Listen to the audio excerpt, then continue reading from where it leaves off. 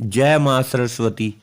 माता सरस्वती संगीत, कला, वाणी, मातृत्व, आध्यात्मिकता, विद्या, ज्ञान, ग्रंथ, मंत्र, तंत्र, ज्ञान, विद्या और नदियों की अधिष्ठात्री देवी है। मंत्र और तंत्र की देवी सरस्वती हिंदू धर्म की प्रमुख वैदिक एवं पौराणिक देवियों में से है।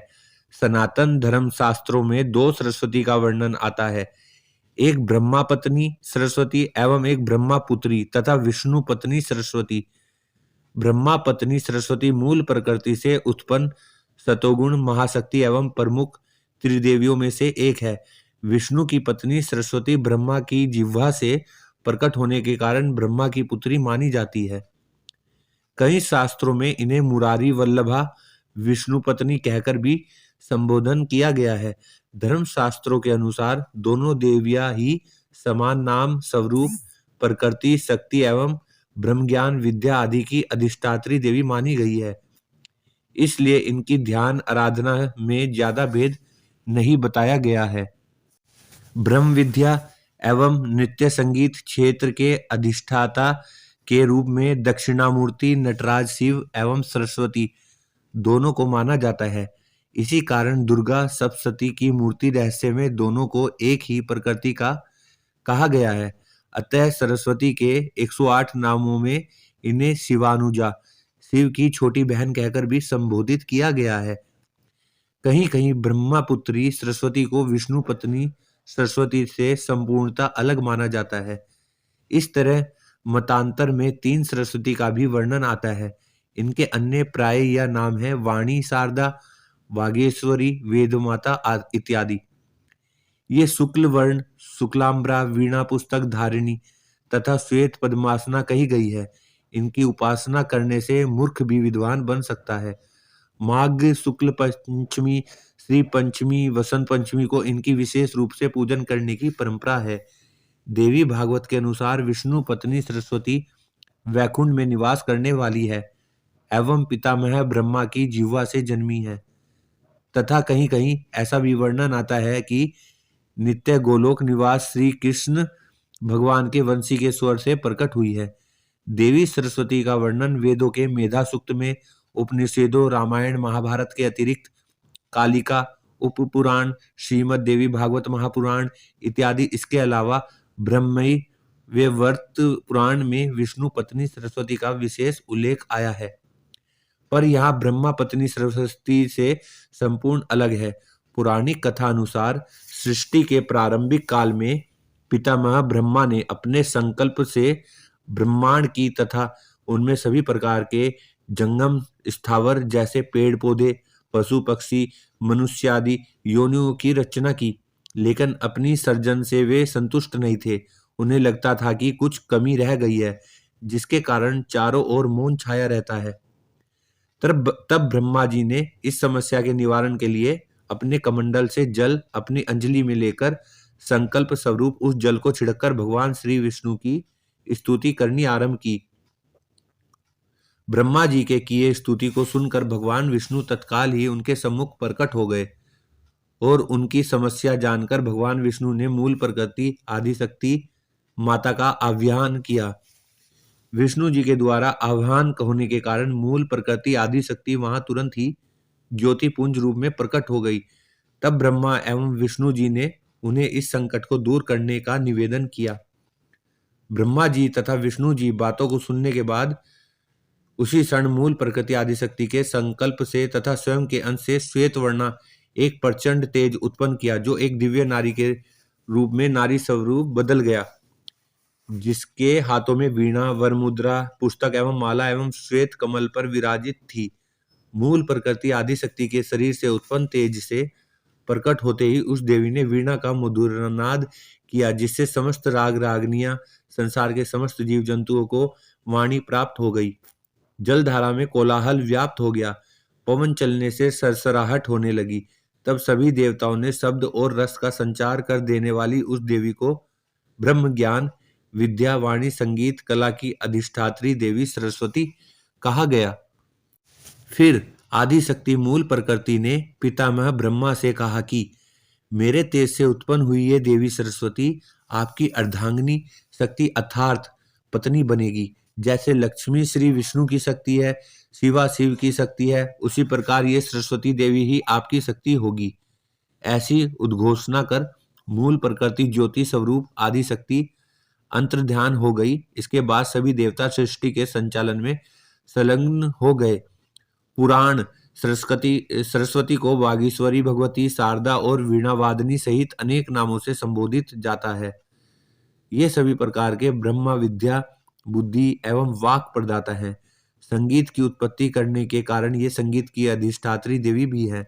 ऋग्वेद में भगवती सरस्वती का वर्णन करते हुए कहा गया है, पर्णो देवी सरस्वती वाजे भिर्वजिनीवती धीनामणि त्रयवतु। भावार्थ, ये परम चेतना है। सरस्वती के रूप में ये हमारी बुद्धि, प्रज्ञा तथा मनोवृत्तियों की संरक्षिका है। हमें जो आचार और मेधा है उसका आधार भगवती सरस्वती ही है। इनकी समृद्धि और स्वरूप का वैभव अद्भुत है। सरस्वती देवी के अन्य नामों में शारदा, वीणावादिनी, वीणापाणी आदि कई नामों से जाना जाता है। आखिर क्यों हुआ था भगवान विष्णु और माता सरस्वती का युद्ध? जाने इसके पीछे की कथा। एक बार माता सरस्वती ने ब्रह्मा जी से प्रश्न किया कि उनमें माँ लक्ष्मी और माता पार्वती में सबसे ज्यादा ताकतवर और विशेष कौन है? जिस पर ब्रह्मा जी ने उत्तर देते हुए कहा कि हम तुलना क्यों करें। सरस्वती भृगु ने भी त्रिदेव का आकलन करने का प्रयास किया था, किंतु उसका अंत अच्छा नहीं हुआ। आप तीनों शक्ति की विभिन्न आयाम है। प्रकृति की जननी और सृष्टि को ज्ञान की आवश्यकता है, इसके कारण आप मेरी पत्नी है। संरक्षण के लिए साधन की आवश्यकता है, इसलिए माँ लक्ष्मी श्री हरि की पत्नी है। और विनाश के लिए शक्ति चाहिए, जो माता पार्वती महादेव की पत्नी है। आप तीनों ही पवित्र नारियां हैं, जिनके कारण हमें दिव्यता प्राप्त हुई है। आप मात्र घटक हैं, जो जीवन को पोषण देता है। यहाँ किसी तरह की प्रतिस्पर्धा नहीं है। माता सरस्वती आगे कहती है, मैं आपकी जीभ पर रुका हुआ उत्तर जान सकती हूँ, क्योंकि मैंने जैसे ही प्रश्न किया आपके मन में एक नाम आ चुका था। इसलिए मुझे अपनी पसंद बताइए प्रभु। जिस पर ब्रह्मा जी ने उत्तर देते हुए कहा, अगर मुझे चुनना ही पड़े तो मैं माता लक्ष्मी को चुनूंगा। यह बात सुनकर माता सरस्वती चुप हो गई। अगले दिन वह किसी को नहीं मिली। ब्रह्मा जी ने ऊपर नीचे सब जगह खोजा, किंतु कुछ पता नहीं लगा।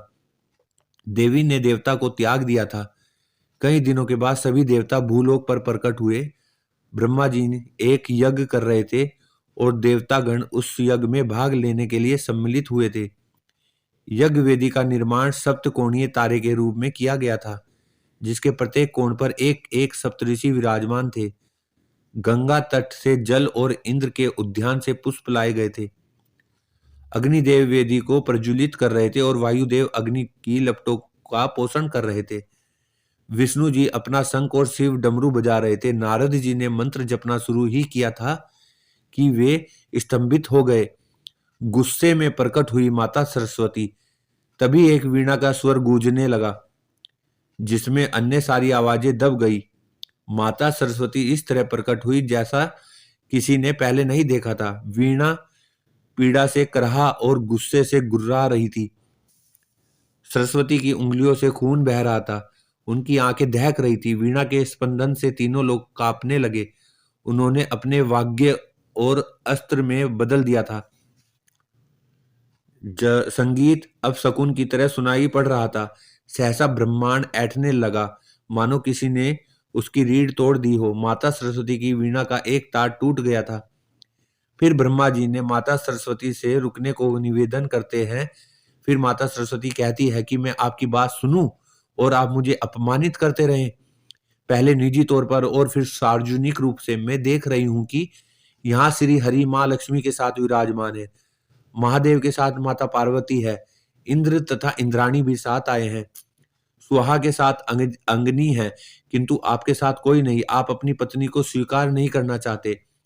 आगे ब्रह्मा जी माता सरस्वती को उत्तर देते हुए कहते हैं कि मैंने तुम्हें हर जगह खोजा, किंतु तुम कहीं नहीं मिली। मुझे उम्मीद थी तुम आज अवश्य लौट आओगी, और तुम सचमुच आ गई।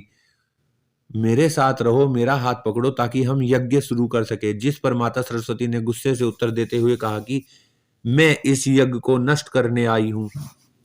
सारे देवता घबरा गए। ब्रह्मा ने बोहे चढ़ा ली। नष्ट करने? हाँ, मैं सती नहीं हूं जो यज्ञ की आग में कूद गई थी क्योंकि उन्हें आमंत्रित नहीं किया गया था। मैं सरस्वती हूं और मैं इस यज्ञ को नष्ट कर दूंगी। फिर ब्रह्मा जी ने उत्तर दिया, हम ब्रह्मांड की भलाई के लिए यज्ञ कर रहे हैं। मैं जानता हूं कि तुम भी यही चाहती थी। मेरे प्रति तुम्हारे मन में जो क्रोध है उसका दुष्प्रभाव दूसरों के प्रति व्याप्त करुणा पर मत होने दो। माता सरस्वती ने माँ लक्ष्मी की ओर इशारा करके कहती है कि आपने मेरी अपेक्षा इन्हें चुना था, यानी ज्ञान की अपेक्षा धन को, रचनात्मकता की अपेक्षा समृद्धि को, आध्यात्मिकता की अपेक्षा भौतिकता को। मैं यह देखना चाहती हूँ कि क्या ये सब मिलकर आपके यज्ञ की रक्षा कर सकते हैं। मैं जब तक उपस्थित हूँ इनकी आवश्यकता नहीं पड़ेगी।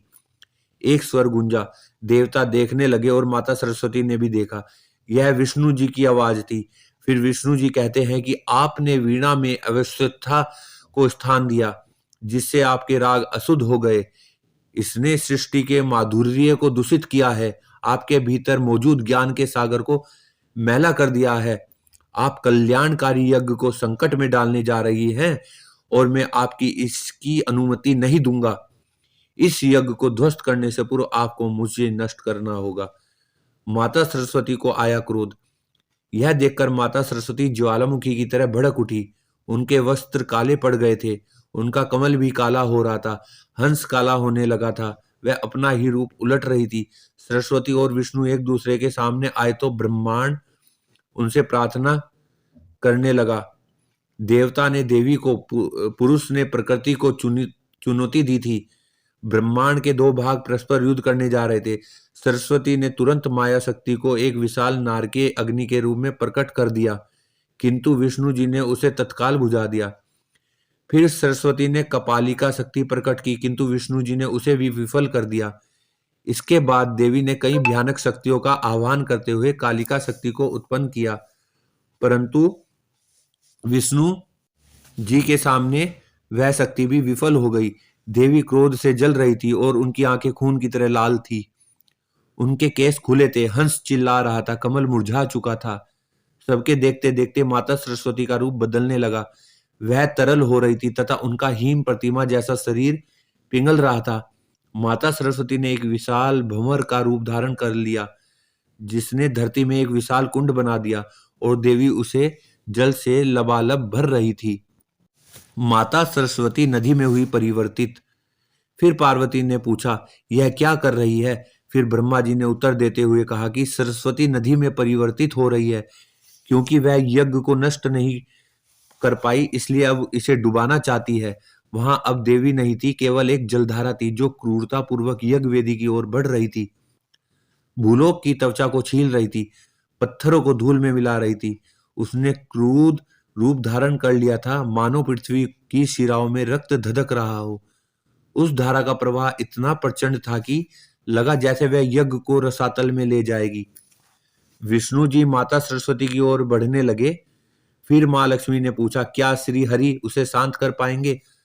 हाँ, मैं शिव ने सिर हिलाया, जैसे मैंने गंगा को शांत किया था और जैसे काली को शांत किया था।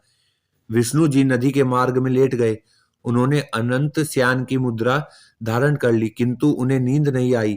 वे देख रहे थे कि जल प्रवाह तेज हो रहा है। सरस्वती अपने तरल रूप में रोष के साथ आगे बढ़ रही थी। धीरे धीरे और करीब आ गई। माता सरस्वती ने बाढ़ का रूप धारण कर लिया और वह निकट आ चुकी थी। उन्होंने लहर की तरह गरजना शुरू कर दिया। वह तटों के ऊपर से छलकने लगी। वह पहले से भी निकट थी। उसने धरती को जैसे चीर दिया था। करीब यह सब दृश्य देखकर माँ लक्ष्मी घबरा गई। देवता झेप गए। फिर विष्णु जी से जरा सी दूरी पर आकर नदी सहसा मुड़ गई और दाहिनी ओर बहने लगी।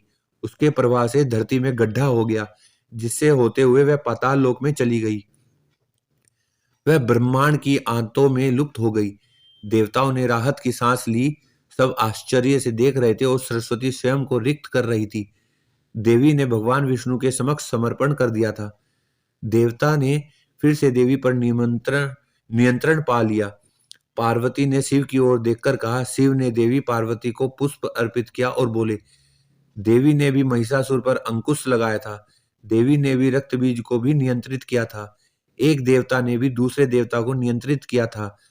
जब मैंने सर्प के रूप में नरसिंह को शांत किया था और श्री हरि ने मेरे रुद्र तांडव को शांत किया था, यह देवता या देवी की बात नहीं है, बल्कि यह संसार के लिए संकट बने विष का प्रतिकार करने की बात है। धार्मिक मान्यताओं के अनुसार वसंत पंचमी यानी माघ माह के शुक्ल पक्ष की पंचमी को माता सरस्वती की उत्पत्ति हुई थी। इस वजह से वसंत पंचमी के अवसर पर सरस्वती पूजा करते हैं। इस दिन माता लक्ष्मी को उनके प्रिय भोग अर्पित करके आप करियर या शिक्षा प्रतियोगिता में सफलता प्राप्त कर सकते हैं। वसंत पंचमी के उपायों से पाए सफलता। वसंत पंचमी के दिन आप मां सरस्वती को बूंदी, बेसन के लड्डू, केसर, भात, पीले चावल, मालपुआ आदि भोग लगा सकते हैं।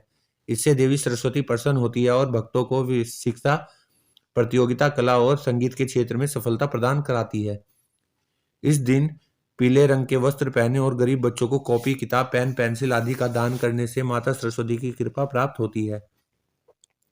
वसंत पंचमी को सरस्वती पूजा करते समय देवी शारदा के चरणों में पेन, कॉपी, पेंसिल आदि रखना चाहिए। इससे कुंडली में बुध ग्रह दोष दूर होगा। बुध के मजबूत होने से आपकी बुद्धि और निर्णय क्षमता बेहतर होगी। यदि आपके बच्चे का पढ़ाई में मन नहीं लगता है, वह एकाग्र होकर नहीं पढ़ता है, तो आप वसंत पंचमी को माता सरस्वती को हरे रंग वाले फल और पीले फूल बच्चे को अर्पित करने को कहें। इससे बुध ग्रह सही होगा, समस्या दूर होगी। वसंत पंचमी पर ओम ऐं ह्रीं श्रीं क्लीं सरस्वती नमः मंत्र का 108 बार जाप करने से उच्च शिक्षा में आने वाली समस्या दूर होती है। एकाग्रता बढ़ाने के लिए वसंत पंचमी के दिन किताब में मोर पंख रखें। जय सरस्वती माता जी, जय शारदा माता।